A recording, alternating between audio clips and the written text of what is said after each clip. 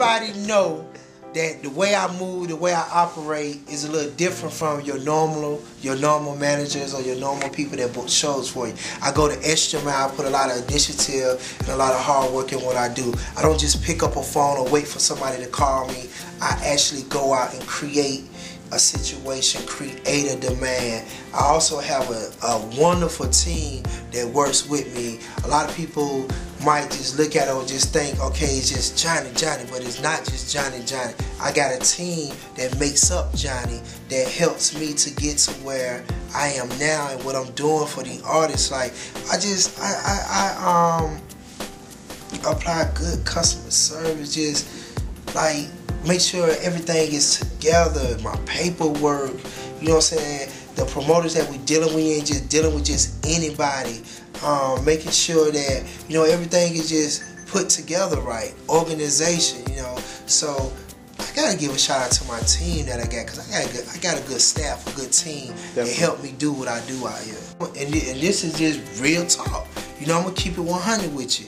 You have a lot of people out here that gets these artists, whether they're a manager or whether they're a booking agent for them, but they get it like when you hot and when you got a hit song that's on the radio and you're blazing the streets already, it really ain't just a whole lot you have to do, but just be in the right place and know how to push the right buttons. But when you coming up from ground up and you creating opportunity, creating that demand and making a hit, that's what separates the man from the boys. You know what I'm saying? So for me, I'm in there from the beginning, from ground up. You know what I'm saying? I'm the one putting my artists out here on these different shows, opening up for this artist, getting this look, having my PR person, you know, do this type of PR work on him, having my marketing people hit the internet. We doing all that, going in these clubs, having the producers put the hit together.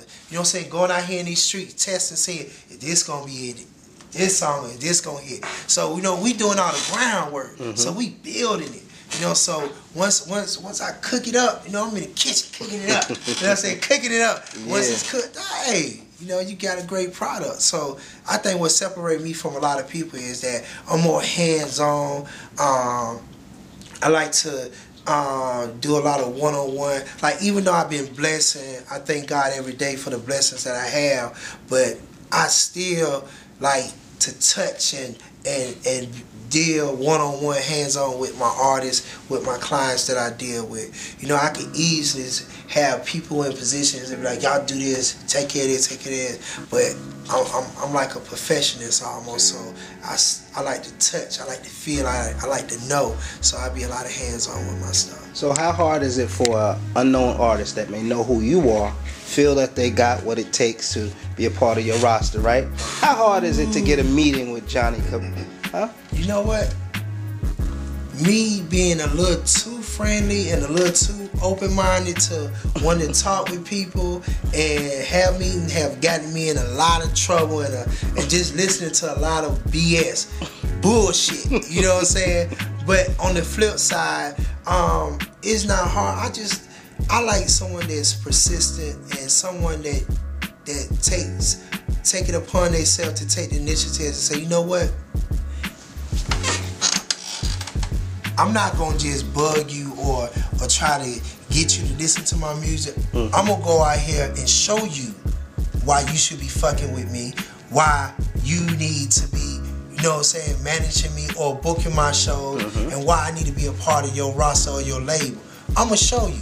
You know what I'm saying? A person that take initiative for themselves and go out there and build their own demand, something, and do somewhat of the groundwork, that draws my attention. That says, you know what?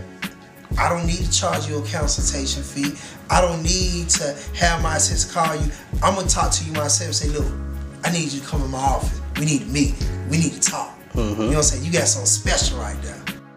When I started working with Nicki and got the opportunity to come in as her booking agent, I really was like, man, like, are you serious? I didn't know who she was, to be honest with you. I had no clue who she was, but her manager, Debbie, kept telling me, like, John, I'm telling you, like, she gonna be it. This gonna be it right here.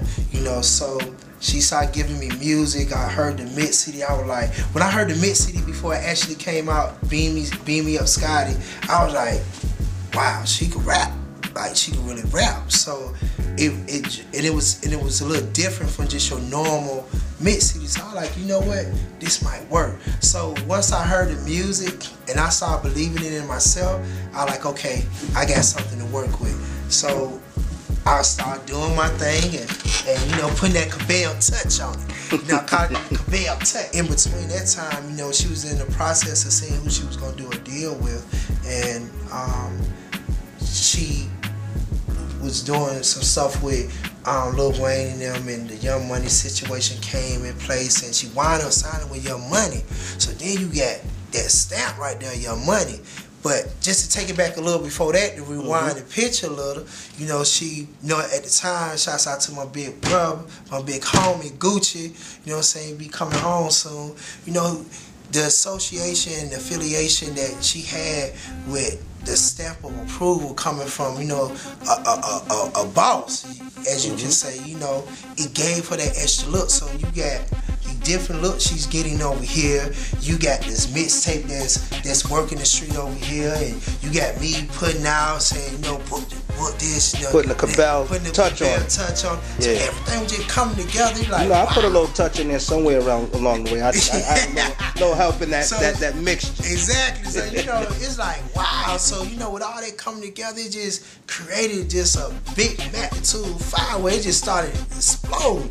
Once the Young Money deal was in, and then, you know, she had got all these good looks on herself with Gucci, out on certain shows, and then she started doing, then it was time for her to take her own lead.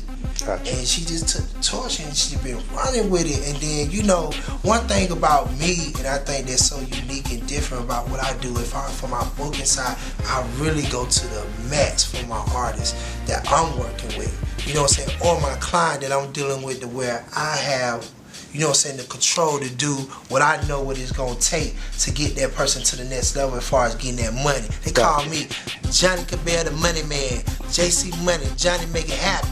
You know what I'm saying? So I started seeing, then we went to 5 and 10,000 when I like, man. And the crazy part about it, this girl ain't even had an official album out yet, haven't really put out a single that was just really just nationwide out like that. It was just all street buzz, just credibility, street credibility, and just the hype behind everything. So I just ran with it. You know what I'm saying? You give me the ball, I know what to do with it. I ain't gonna fumble. You know, I ain't gonna fumble, I ain't throwing no interception. So, you know, we just started pushing it. We went from 10 to 15 and 15 to 20, and we like 20, 25. She over in Hawaii now, 25 bands. You know what I'm saying? So y'all gotta get your weight up, you know. So how does, like, okay, so he got shot recently, right? Yeah, how does that affect everything that's going on with you and the whole team? Like, when things like this come up, because, you know, you got a roster, and there's a couple of artists on there that been through a few things. We're gonna tackle a little bit of that. Yeah. This is the first one. Yeah, I mean, it kind of it slows things down, but at the same time, you know, due to the relationships with some, once again, I'm very blessed and I'm very thankful that I have people that really say that, you know what, I like the way he do business, I fuck with him, or you know what I'm saying, this my dude, this my man. So they understand and they work with you, but you got a few here and there that only thing they worry about is their dollar and their money. But you know, overall, I mean, I maintain it. You know what I'm saying? I do what I have to do. You know, slow it down for a second, but we just deal with it accordingly and get back up. Okay, this is part 1 of the interview. We're gonna come right back with part 2 and finish up.